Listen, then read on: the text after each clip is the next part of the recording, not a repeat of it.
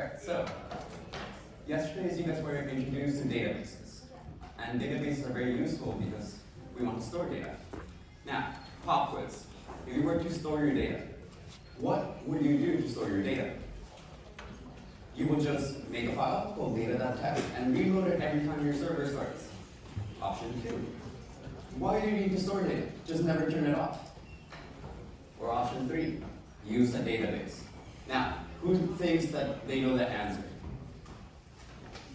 Is it 1? Is it 2? Or is it 3?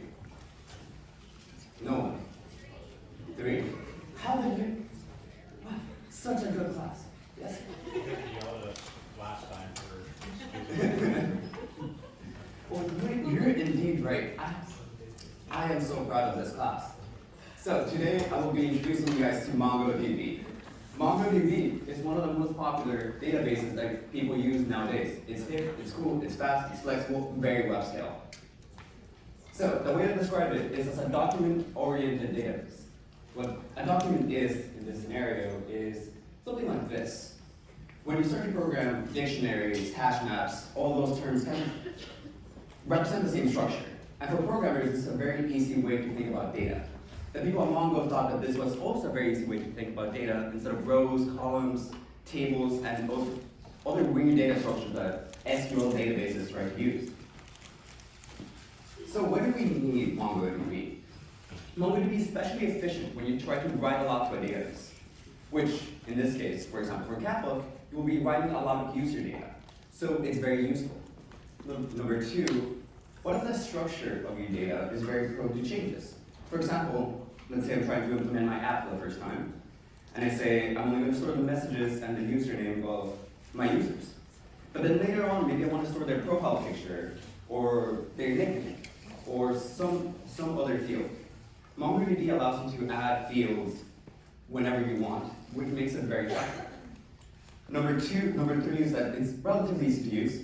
You don't really have to worry about too much of syntax until you get into very advanced Mongo next week. So let's go over the structure. You can think of a MongoDB instance as a storage house. So this will be a computer somewhere else in the world that's storing all your data. If we zoom in a little bit more, you can get a storage unit, which stores data about a specific product. This will be called a database. If you zoom in a little bit farther, we have a collection. A collection is kind of like a box of things that are of the same type. So you have a box that contains just screws. In this case, the screw will be called a document. A document is what goes inside the collection. They tend to represent something of the same kind. So for example, if we want to store screws in the collection, the screws will be the documents in the collection. A document can be described by their fields. So if we have a screw and we want to store their screw head, their length, X, Y, Z, that will go in the fields. So we go over the structure again at a high level. You have a storage facility that has all the storage units. Inside the storage units, you have the boxes. Inside the boxes, you have things of the same type. So this is how it looks with actual terminology. A MongoDB instance can have one or more databases. A database should store data for one given application. Then you have a collection, which stores a bunch of related data, related documents. And each document has to be of the same type, or should be of the same type. So far, what's a lot? Does anyone have any questions? Cool. So that's cool and everything, but how do you use it? Today we'll be introducing you guys to something called Mongoose. Mongoose is a JavaScript library that makes interacting with MongoDB easy. Mongoose allows you to connect to your cluster, so connect to your computer that Atlas made for you somewhere. It allows you to create and delete and whatever else you want to do with documents. But why do I want to use it? Why not use just whatever tool MongoDB gives you? Mongo is very specific that it's so flexible that it doesn't really care what you put inside a collection. What this means is that you can have documents that are of a different type. This is very subtle, because if you think about it, let's say that you have a collection of like screws, and then for some reason you write a wrong line of code, an intern starts writing code or something, then for some reason, they put tools inside the collection for screws. Now, over time, this starts degrading, and it might be that by then you have a collection of things that are all different. You know what this looks like? Looks like the junk jar. Have you ever tried to find something in like a drawer like this? Or like this? Or even worse, like this? Now, I think there's a pen somewhere, but it will take me like 2 years to find it. Same thing with a database. You want to keep the collections in your database clean. That way your application is free from bugs, ready for change, and I don't remember the third one. Easy to use, there you go. So how do we make this ready for change, easy to use, and safe from bugs? Using schemas. Schemas are a way to describe your data structure. A way to do this is, like, a schema is basically a description of what the name of the field should be, and what the type of the field should be. So here I'm describing a schema where the name is supposed to be a string, the age is supposed to be a number, and the pet is an array of strings. Anything that does not fit this model, this structure, will be rejected by Mongoose. So whenever you try to put a screw in a box that should be for hammers, it would just not happen. It would fail. It will freak out and tell you that you have to rewrite your code. So you have another thing called a model. A model represents, at a high level, a collection. It is a means of structuring MongoDB documents. Every collection should have a schema. So generally, you get a schema that describes how a collection should be. You feed that into a model, and the model will interact with your collection in MongoDB. Now, just so I know that I didn't lose you guys so far, is everyone clear what a collection, database, and document is? Okay? We're good? So there's ways to describe the type, there's string, number, date, etc., etc. You can read more about it. But for the purposes of this class or this lecture, you only need string and number. And then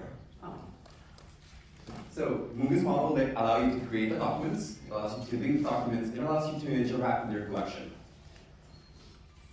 So generally you want to first start with your schema. Then with the schema you create a Mongoose model. And now you have a variable that's able to interact, find, delete, etc. documents in your collection. So if you want to create a document, this is how you do it. Once you're ready to find your model, you create a new instance of that model, which represents a document. Here I made a user called Tim, H21, that has a pet called copy. And I can just call tim.save, and then Mongoose will save the document in your collection. You don't have to worry about creating it, you don't have to worry about making sure that it fits the schema, it will just do it by itself. And afterwards, it will give you a promise, and you can verify that it worked. So altogether, I skipped the slide. This is essentially how you connect to Mongoose. You don't really have to worry about it, we're going to provide it for you. But this is just for reference. After I connect to Mongoose, to MongoDB, I create the schema, and then I create the model. And then I can create documents for that model and save them to my collection. Now on Atlas, once you run this code, you're going to see that it created a document called Tim H21 with a pet called Howdy. Wait.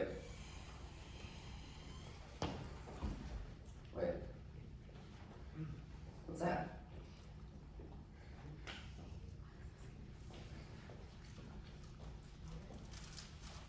I didn't put an ID. So MongoDB is very smart. And to achieve its speed, to achieve its flexibility, it needs to have a way of having an ID for a document. So automatically, when you add something to MongoDB, it sets a field called ID. Every document is assigned it, that way you can know that we have a way of identifying every single document rather than just trying to describe its fields. It becomes very useful later in practice when you want to make sure that you're getting the exact document that you want. So now if you want to find a document, there's a function called find, very good name, that allows you to find a document. The first argument is a query. I'm going to go into queries a little bit in a sec, but you don't have to worry about that. So we'll find, in this case, all the documents that match the query, and then we'll give it to you as an array. Now, the query can be expanded. A query will be a description of the fields that you want documents to have. So the second one over here will give you all the users named Tim. And the third one over here will give you all the users also age 21 called Tim. There's a lot of different things you can do with a query rather than just calling the fields, but we're gonna get on that next week. So deleting documents. This is a very important slide. Don't make my mistake. There's delete one and delete many. Now, what do you think delete one does? It deletes one. What do you think delete many does? It deletes many. I made this mistake many times, and my database was very sad for a long time. Delete one, delete many. Use only delete many when you want to delete everything. It's going to delete everything that matches the query. So be very careful. Okay, so at a high level, if we see how the structure works in this code, you have your JavaScript file using mongoose that creates a user model. The user model can talk to MongoDB, and it interacts with the collection.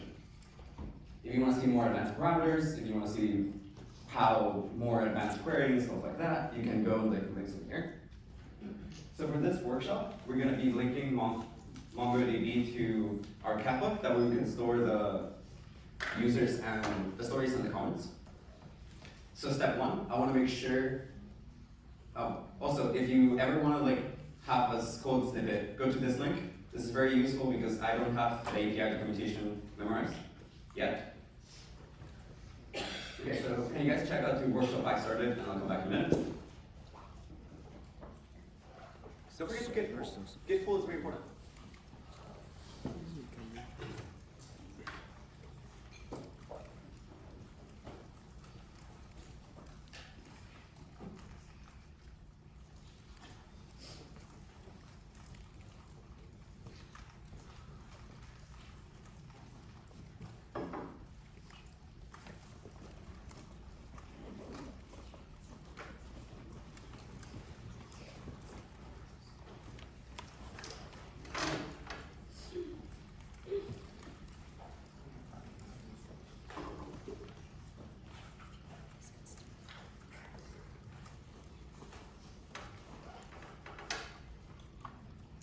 Raise your hand and say if they work. No, and staff can come to you. Cool. Okay, so on Monday's night homework, you guys created SRB. If you guys can pull it up, it'd be very useful for this workshop. If you're confused as to where it is, if you go to Atlas, it should be under your cluster name, connected cluster. And you have to change the username and password in green over there for it to work.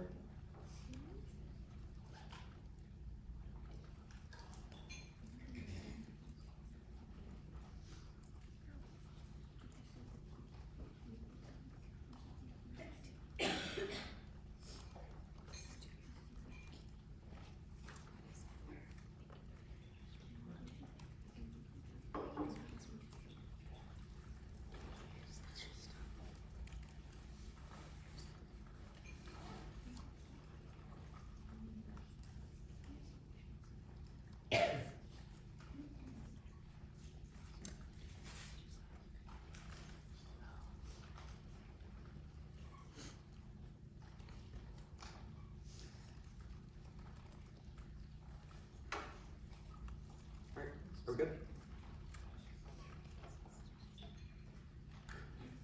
Okay, so if you guys copied it correctly, you should know something like this. You want to replace this line over here. Or else you'll be talking to our own collection, which is fine. If you guys don't want to pull it up, you can just use ours. If you have trouble connecting, use MIT Secure. For some reason, Mongo doesn't like MIT Guest.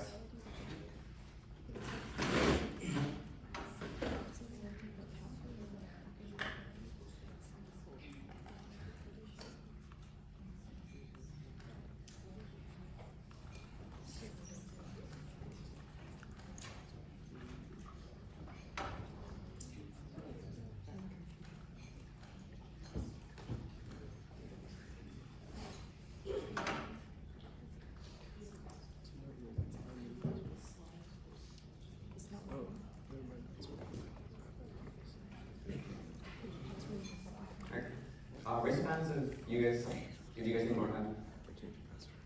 Okay.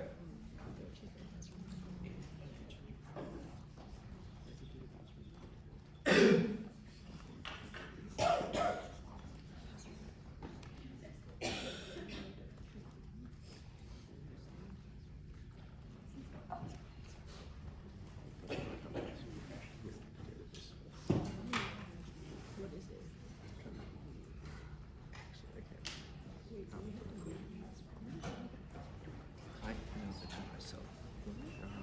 I emailed the link to myself on the day. I don't know how you get that to it. There it is.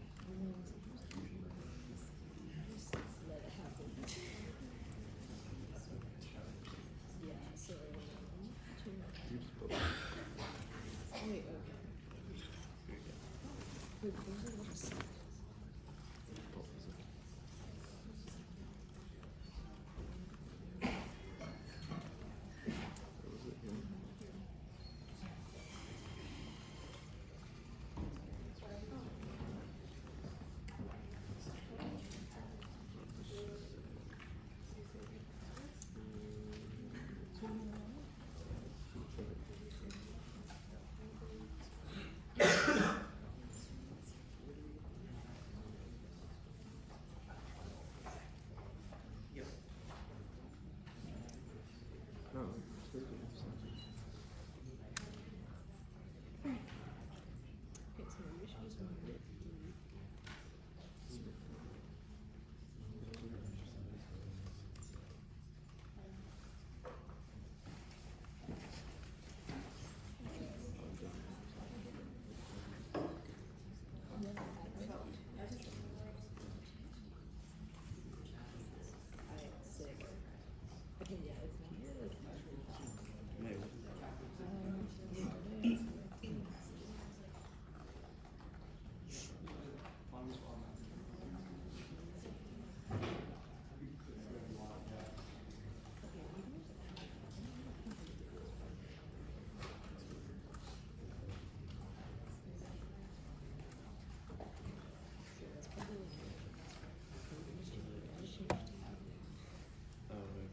Raise your hands if you guys need more time. If there's still a call.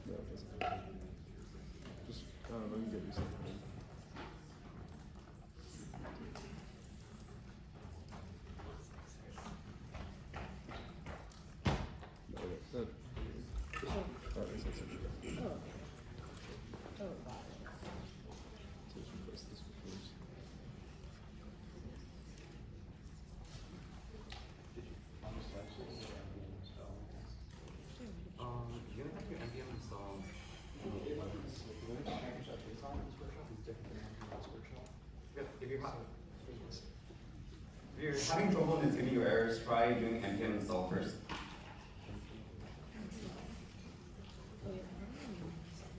Wait, how'd you check the errors? Like here? When you're finished, you can run npm start and just check that it's working. It should say something like connected to MongoDB.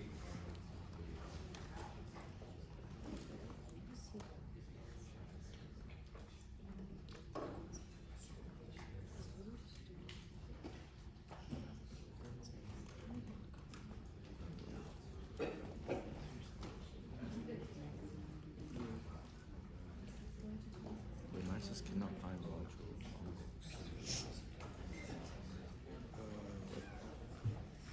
Oh, did you run the install? Yes. Yes. No, install. Wait, how do you get out of this?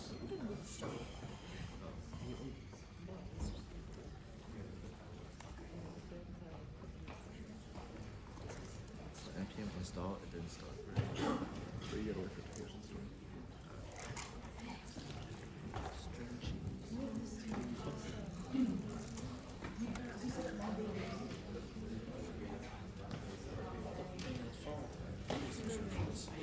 It's kind of long. It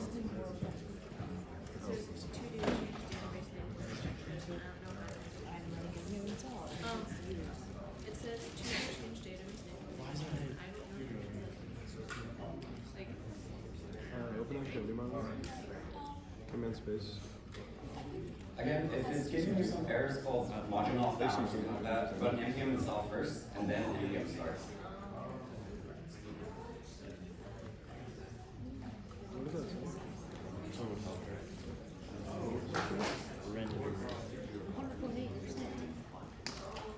Wait, Jeremiah, you know what's going on? I put npm start. Terminate.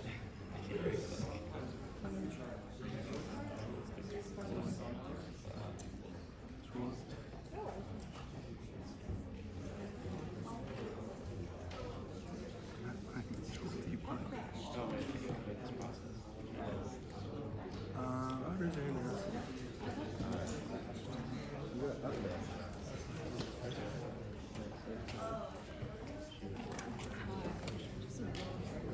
Okay.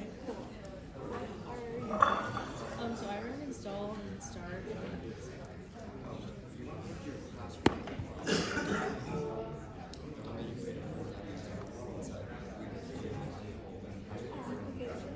So where did you find Interesting. Ah, right. Okay, so this connection URL needs to be strong. So you use your own reputation. If I put npm install, npm start, and then gave me this. Okay, so your npm install hit an error.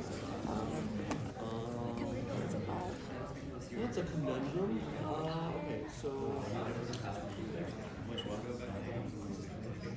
when you npm install it.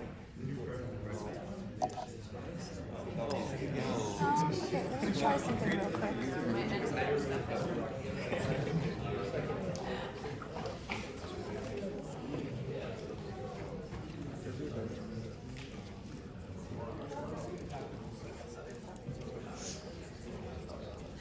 As a side note, remember to put your password here.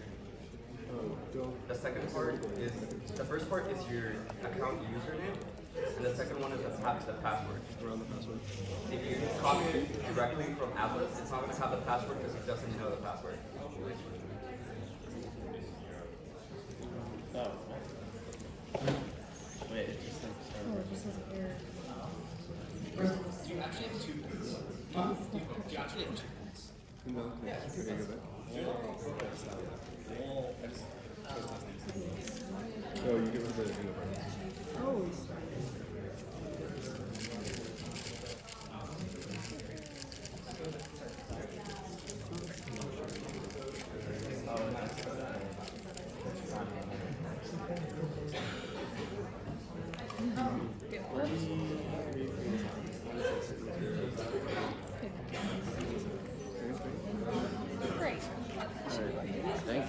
Hey,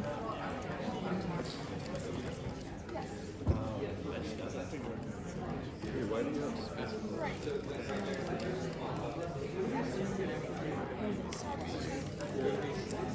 I just like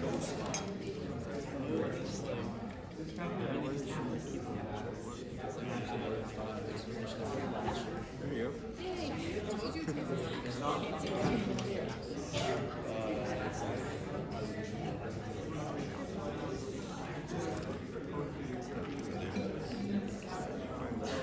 Was this supposed to be errors?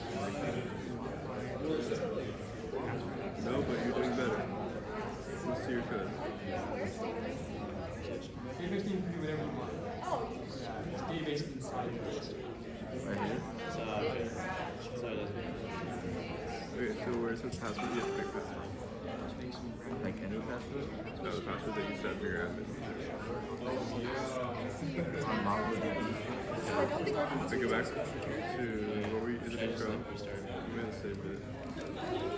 I emailed it to myself. Well, you emailed the URL. What's the website called? It's called cloud.mongodb.com.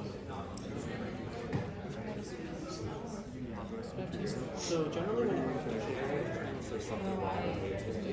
Check your whitelist. Oh, you just have to clear that. Looks like No, you are. Well, that's not 2 years. I thought this is from the lazy market.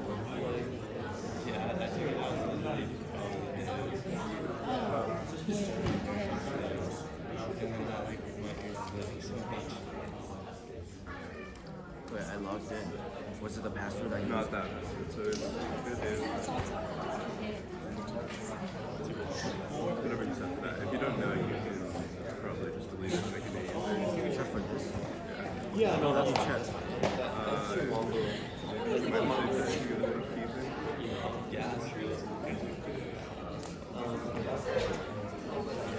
Press save. That's your Yeah, maybe. that's what you can never mind, that's it. Just like your whitelist. Yeah, if you don't know that, Can I try something? yeah, you can try. Do I still need the bracket thing? No, you don't do the right.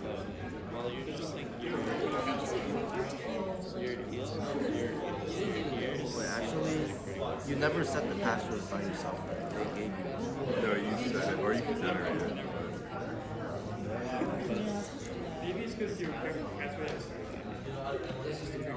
Alright, how do you recheck? That's the right one. It is. You can run it and see what comes up. It is. I tried to like. Good. Yeah. So that was the right password? Yep. Like I did. We have a whitelist and everything. It does that thing or he says does it work if you use it? You sure if it's Your time zone.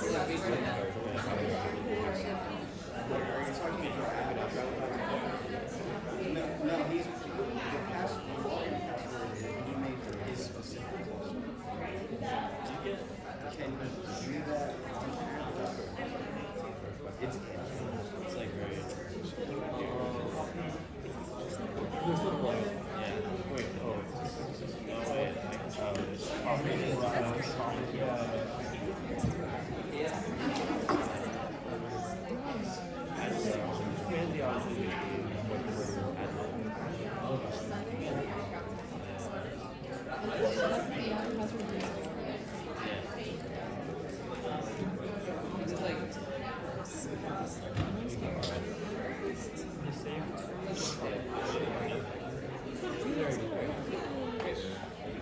my sister got her first like the summer or something. It takes 5 or 6 months. Oh, there we go. I think I just didn't save. Yeah, I didn't save the password.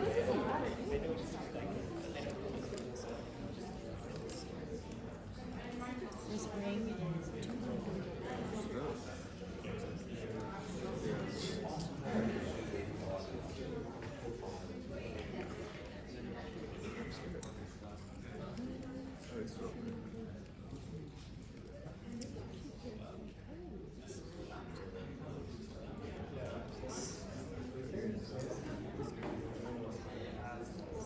Pretty big. will they go Raise your hands if you still have trouble connecting.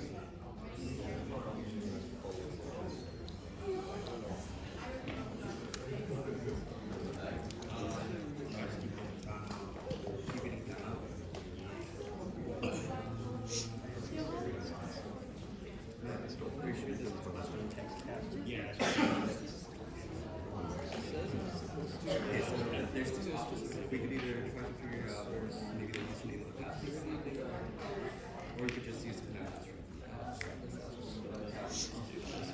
Just use that.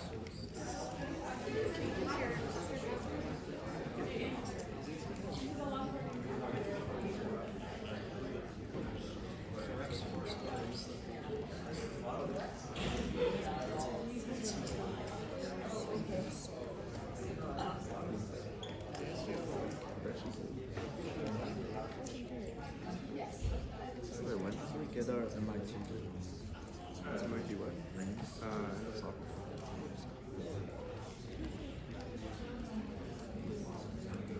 Alright, so for example, let's say I forgot the password and I want to change the password.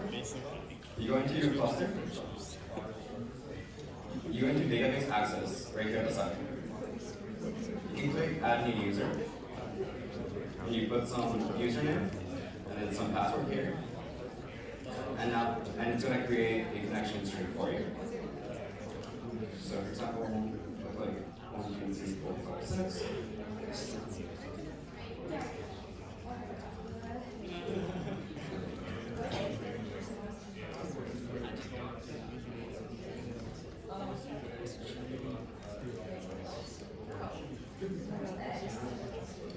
So after you create the user, it's going to appear here. You go through clusters, connect your application, and now you're going to have a new connection string where you put the now new username and password. Remember to delete the little brackets aside. These are just to indicate that you want to change those. You don't actually need that in your connection string. If you're getting a timeout error, you're probably entering the wrong password. So you should do this when you just went through.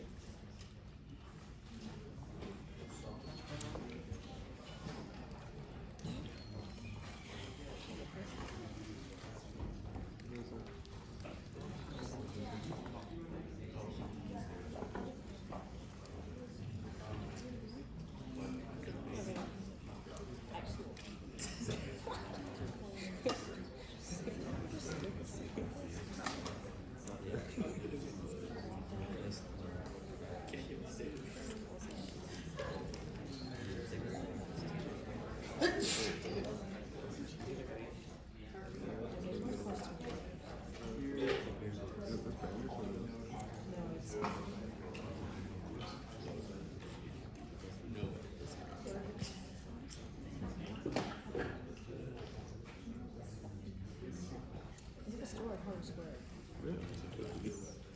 Like, why don't I do this? How should we go and get a Harvard ID? Yeah. That didn't happen. You guys should. Is anyone having trouble connecting?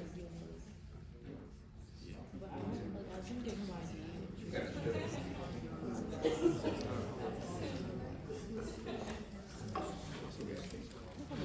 Actually, very expensive.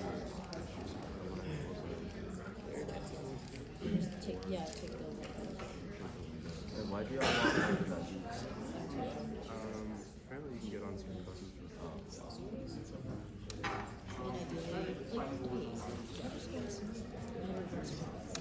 Thanks. Raise your hands if you haven't gotten the message connected. MongoDB. Oh, Is everyone connected? I thought you were small pictures. Yeah.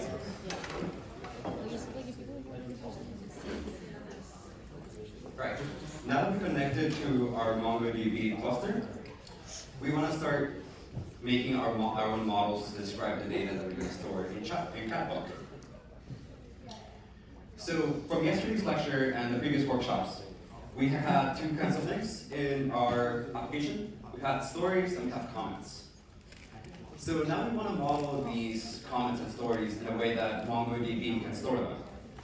So we're going to create a model for both of them. So this is kind of how we want to make our application have a structure. We want to have our database that stores both stories and comments in a different collection, in a different box. And inside each box, we're going to have one given story or one given comment. Each of them is going to have different fields. For example, for like stories, we want to have their ID maybe, and the content inside the story, maybe who made it. We'll think about that in a little bit. For comments, we may want which story it belongs to, the content, and an ID. We can modify it in a bit. So for the first step, we want to open story.js, and that's where we're going to define our story, the story model. So we want our stories to have a creator ID, a creator name, and some content. Does anyone have any idea what kind of tools Mongoose allows you to implement so we enforce this structure? It starts with an S. What is it? Schemas. Yeah, schemas. I'm so proud of this class. Best class I've had. Single story. You use schemas. So in story.js, just copy the code for now, that means you can get familiar with how to make a model. Close the. The first time we want to import Mongoose, Close the file. so you use that using the require operator, like this. There's nothing here, right?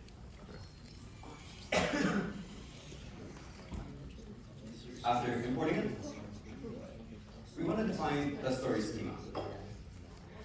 Today we want to have our, is that a question? Or? Yeah, it means single storages or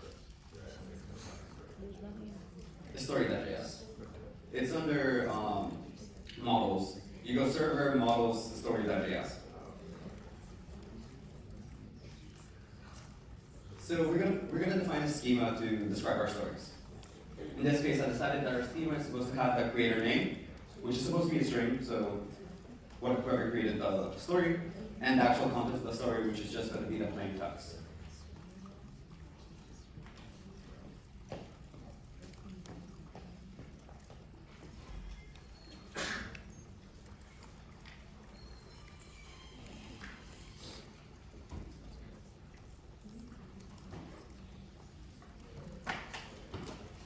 If I keep timeout. If you're tabbing out, I recommend changing. Here, I'll help you. But it's probably your Wi-Fi network. Okay, after you create the schema, we want other parts of our website, of our server to be able to use our schema. So we're going to export it like this. Note in the last line, we don't just export the schema. We export a model. What this means is that we export the actual implementation of the schema. This one's going to allow us to delete, edit, add stories to our story database. The story schema only describes the structure.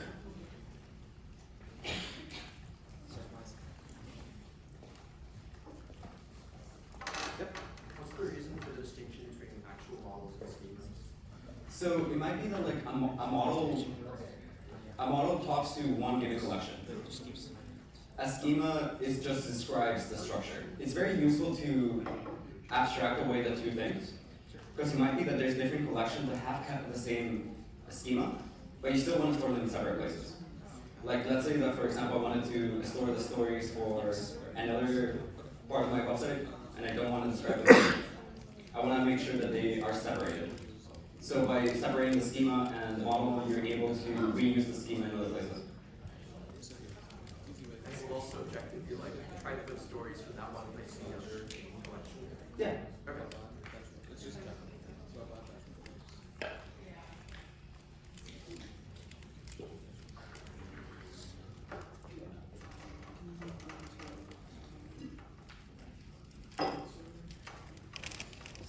Right. Is everyone good? We're good. Cool. So now we want to do another model, but instead for stories, we want to do comments. Now for comments, kind of need almost the same fields as story, just one different thing. We want to store where the comment should be under. So we want to know the parent of the comment, and we're going to store that as just a string.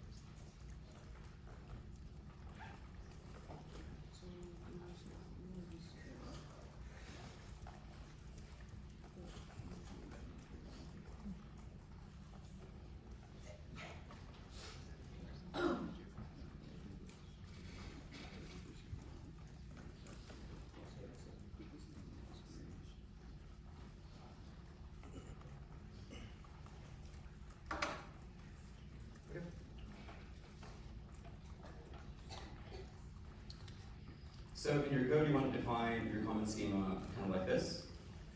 Inside inside MongoDB.schema, you want to describe the fields that they're going to need. So if we look at what I said that you'll need creator name, which you can say is just a string. You want the content, which is also a string. You might want the creator ID, which is also just a string.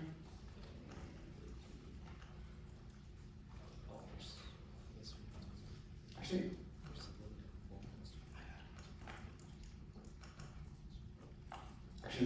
there's a typo in my slides. You want to make you don't want creator ID, you want parent, just so you can more easily conceptually understand what creator ID means. Alright, so we're good? Okay, cool. So now that we defined our comments and our story, how they're supposed to look like, you want our API to be able to use these two models. So we're going to be linking the front end and our back end to this MongoDB database. So if you're having trouble, check out to step 1. If not, you can follow along with me. If you check out, your SRV is going to be reset to the one that we use. So make sure that you either copy it or remember it, and then we paste it back inside server.js.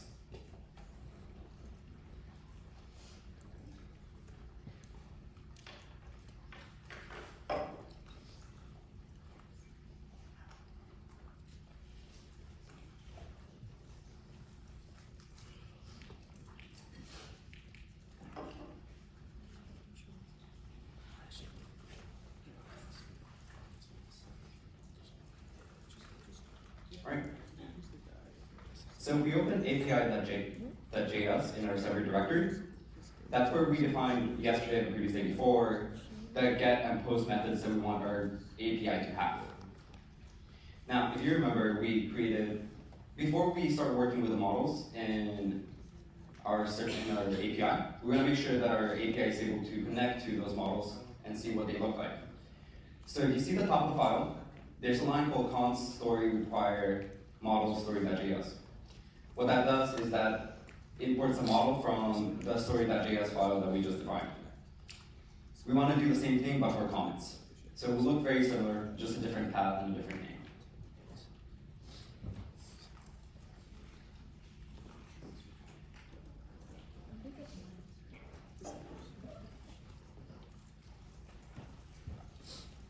It should look something like this.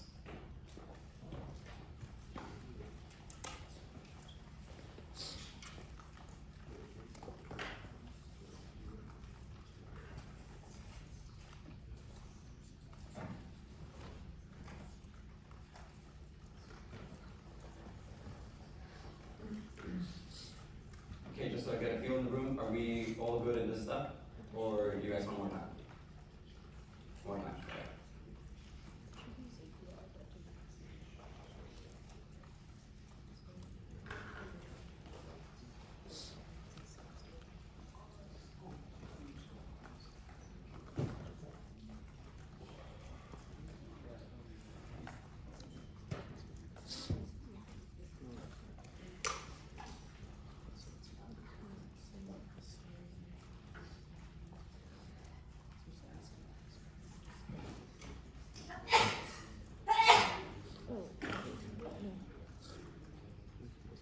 Where?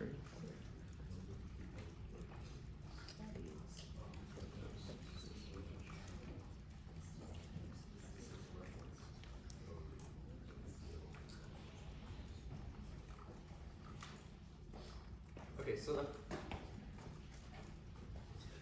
the first thing that we want to re-implement in our API is getting the stories. If you remember from what we did yesterday, all that we did was define a variable that contains all the stories, so and a list of stories, and we look from there. Now, instead of doing that and hard-coding our stories, we want to actually get them from our database.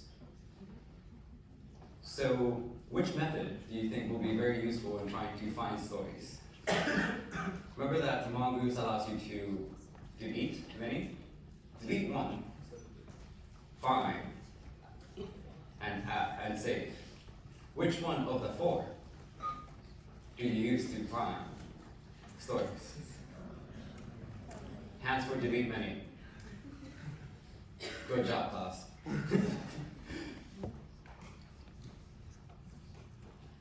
I gave you a glimpse. Okay, so inside get stories, now you're able to use the model. If you have any trouble, you can go to weblab.to/mongo snippets, and it's going to show you all the methods and how to use those methods. So it will be very similar to using the find command. And remember that because we want to get all the stories, the query should be empty because we want to get everything.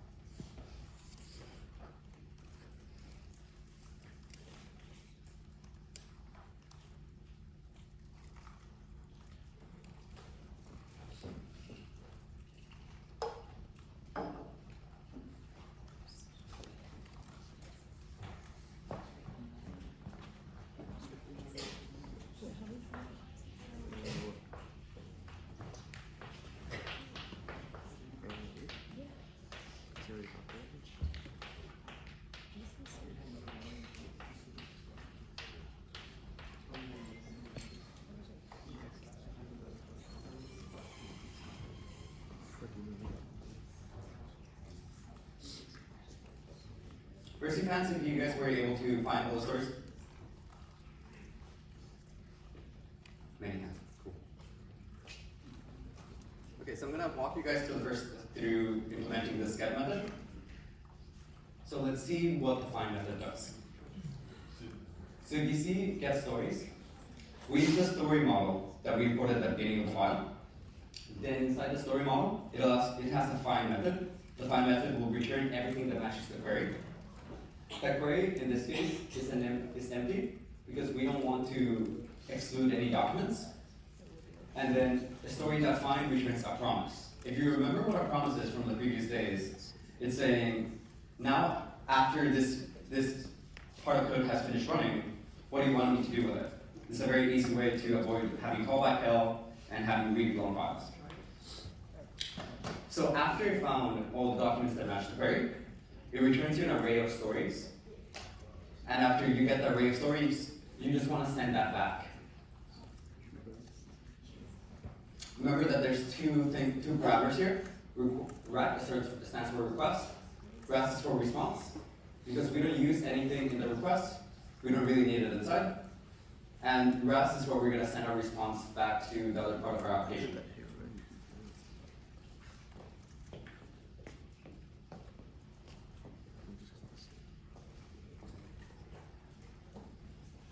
Okay. Now we want to implement post story. Now, you have delete one, delete many, save, and find. To put something in our database, which of the four methods do you think will be the one that we use? Save. Okay, so that's the thing for now. Remember, I want you guys to remember how the request came in to the method. There's request.body and request.query. In this case, we're actually using data from the request that we got. So the content of the request will be inside rec.query.content. That's where you're gonna, once you create a new instance of the story, you want to put the content equal to that. Also, right now we still don't have a way of getting the username or like the user ID or anything like that from our user because we haven't implemented login or profiles or anything like that for now. So we want to just use a constant for the name parameter. At the top of the file, there's a variable called myname. You can change that to your name or to any other name that you want. And you want to hard code that into creator name. Is everyone aware of what hard coding means? Does anyone not know what hard coding is? Well, regardless, hard coding is just putting in the actual value that you want inside the code instead of getting it from some other part of code. It's very useful when you're doing, when you just want to make sure that some part of your code works.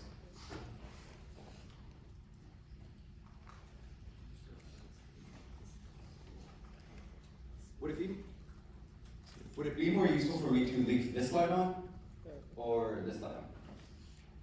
So you import This one? the story. So you're doing this one.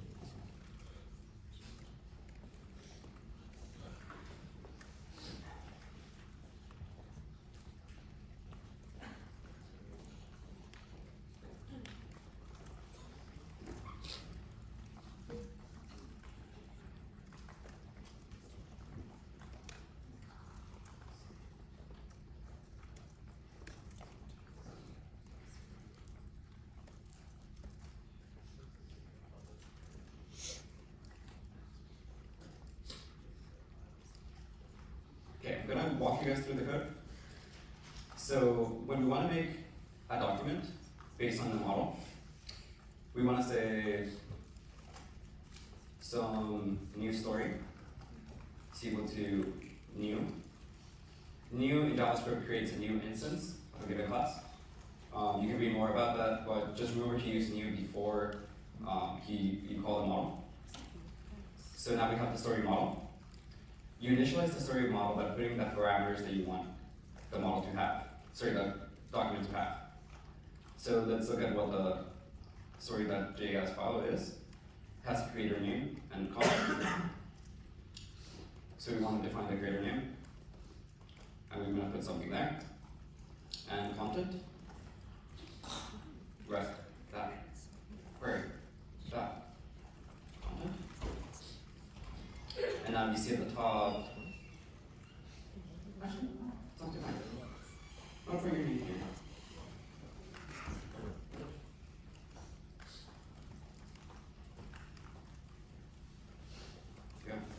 after you create the new story, you want to save it using the save method. And after you save it, you want to send that back.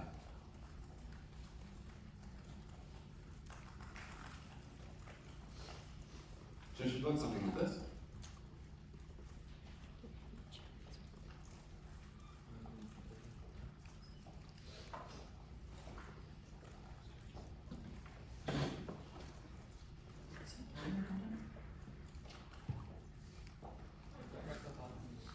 Huh? Body, right? My bad, I made a typo. It's body.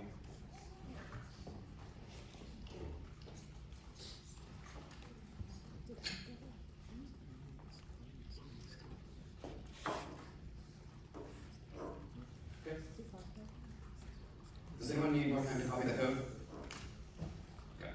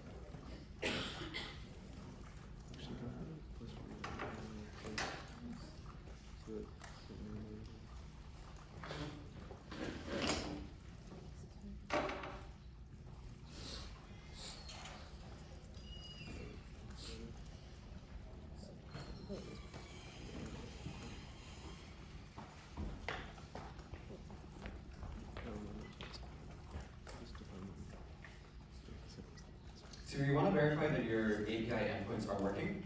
You can go to once you run npm run, the API endpoint will be live.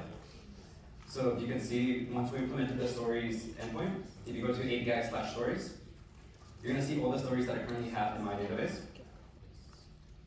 If you go to API, actually, yeah, it will only make a work for us for now.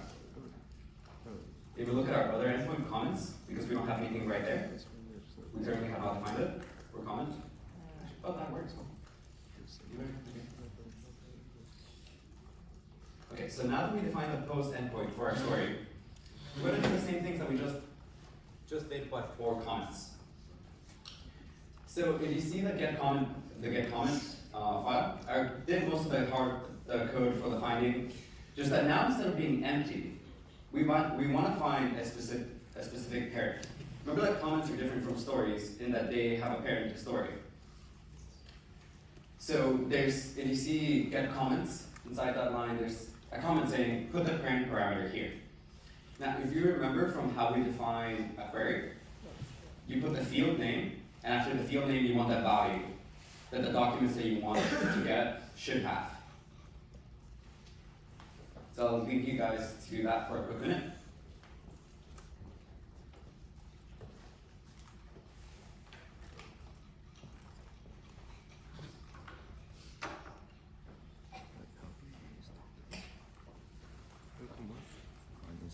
Is this the right?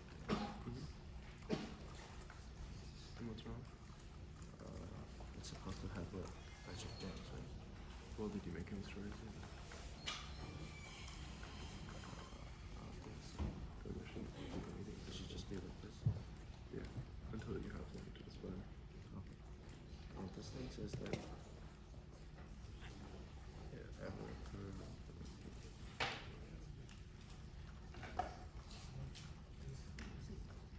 Oh, when I ran hot road.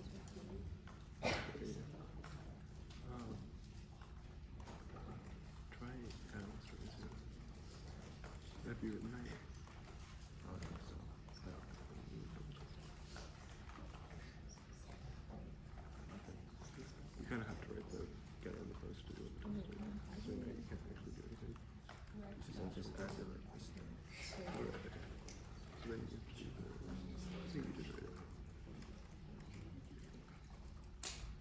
now where you oh, this shouldn't be a list. This should be a list. Yeah, they should be curly braces. Square.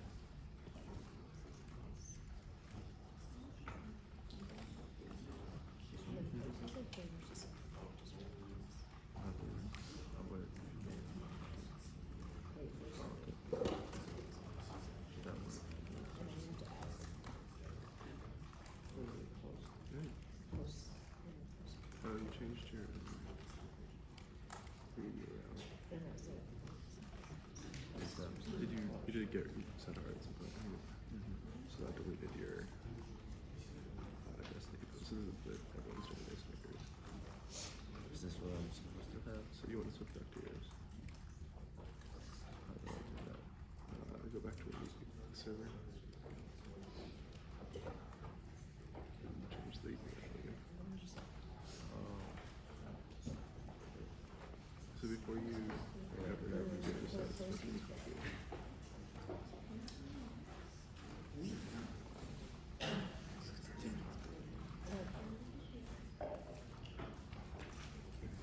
Okay, if you implement the get comment, it should look something like this.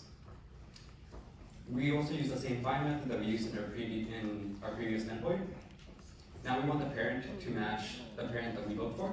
So rec.query parent that contains the parent ID for the story that we want to get the comment for. That find method will return a list of comments that match the query, and want to send that back as a response. Is everyone clear so far as to what we're doing? Does anyone have any questions on the syntax or how MongoDB works? Cool. I'll give you guys a hot minute to copy this code if you don't have it. I don't know who used that. Who used the email?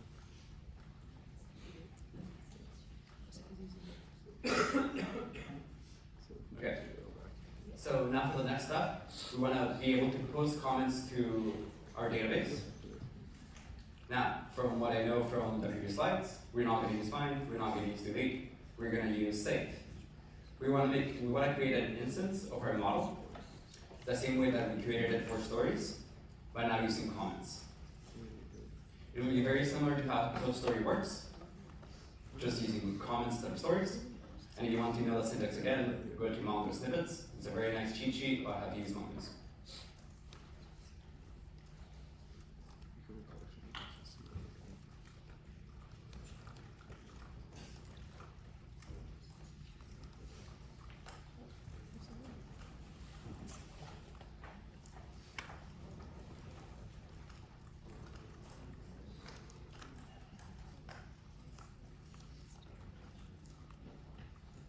So if you look at what our comment has, our parent has a creator name, a parent, and content. So we need to define those three fields. We want to post it here. Now for creator name, we don't currently have a way of getting the name of the creator. So you just want to put a constant for your name here. For the parent, remember that the query contains the parent that we want to find. So you do rec, the query, that parent. For the content will be stored in rec, that query, content, And after we created an instance of our model, this will represent the new document that we want to add to our database. So you use the save method, and after it's saved, you want to send it back to as a response from the API endpoint. Yes? For posts, are you supposed to use body? You're supposed to do Are you supposed to use body for the request stuff? Let me double check. It's rec.body. For post and comment, it's rec.body. For the copy. Okay. Right? Yes. Same. So that? Should be. Yes. Yeah, it's good. Okay. Are we good so far? Does everyone know what's going on in the code? Okay, thumb up if you understand what's going on in the code. Thumb to the middle if you cannot understand what's going on. Thumb down if you don't understand what's going on and you're just following along, which is fine. Okay, see a lot of thumbs up, or 2, and none of the other thumbs, so we're good.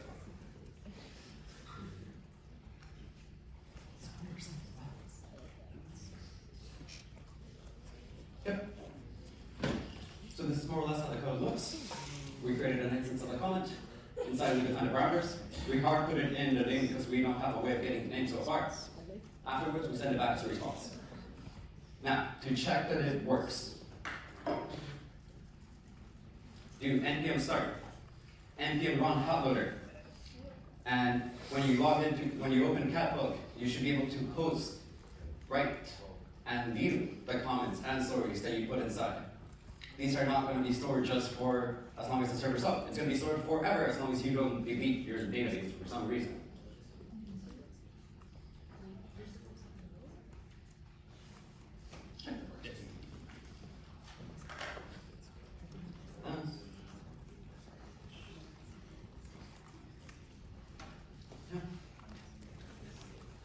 Look at localhost. So now I'm going to post a story. It will hopefully appear there. When I post comments, they're also going to be there. If I go into Atlas, wrong Atlas, my bad.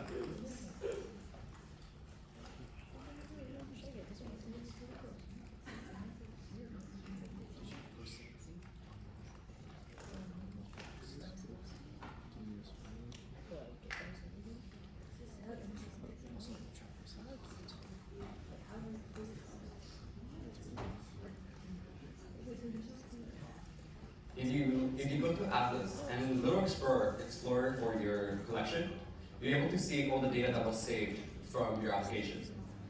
As you can see, what I put in my database inside Catbook, all the stories appeared in Atlas. That's how you can verify that your endpoint is working.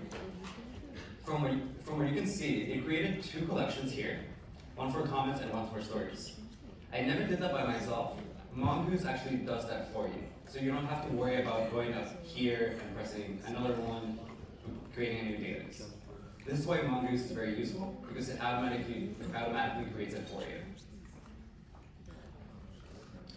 If you want to test that the API is working, you go to /stories. You can see all the stories that are currently posted. If you go to comments, it's close.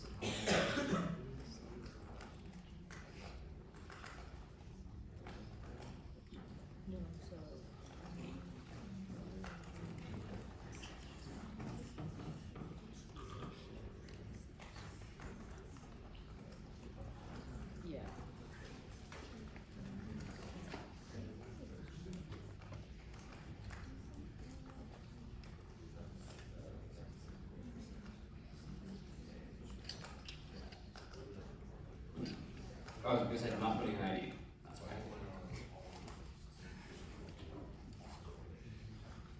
Okay, so that's more or less everything that we're going to go over in this lecture.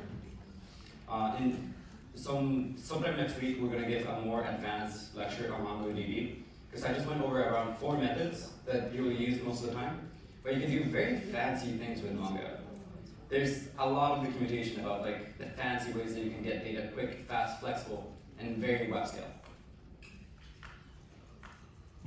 So as you can see from this lecture, I told you guys a little bit about how databases are structured in Mongo, why schemas are useful, and how models work into Mongoose.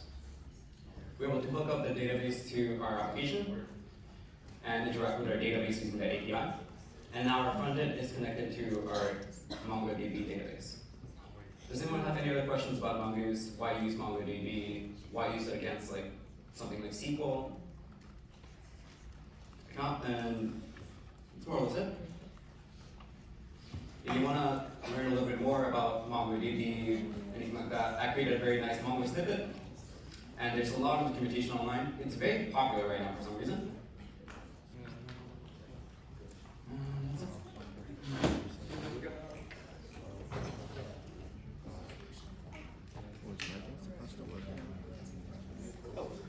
Yeah. Yeah.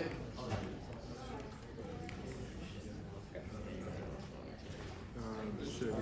Because I did like get reset and then complete. In my case. Oh, did you save? Yeah, and I changed my. I changed the time to mine. Go to the server backslash. Server.js. No, the thing right here. And go back. Where? Your terminal. Oh,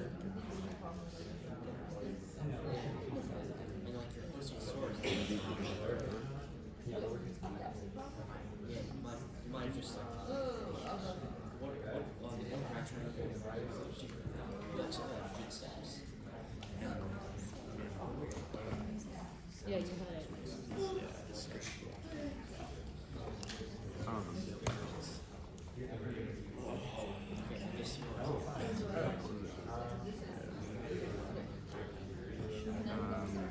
Go back to Vista.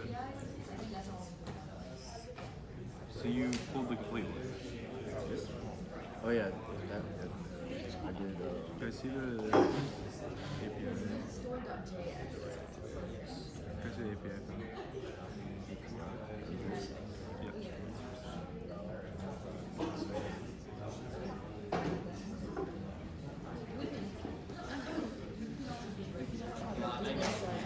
Honestly, that was really cheap. Okay, go back to the one where you had this. Sorry, Yeah, but this is probably like two, like I have one of that one is not the hot one, the other one. these. I use this base, this is a feature. I use it every morning, every night. And it's last Just fill this one in, so it's totally, So if I were to get it, and then up yeah, and no, but if I were to get it, no, like the, yeah. but I don't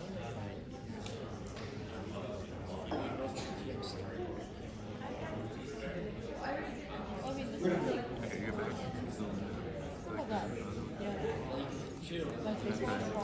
Oh, there you go. Lunch is ready if you guys want to go down. And those are yours?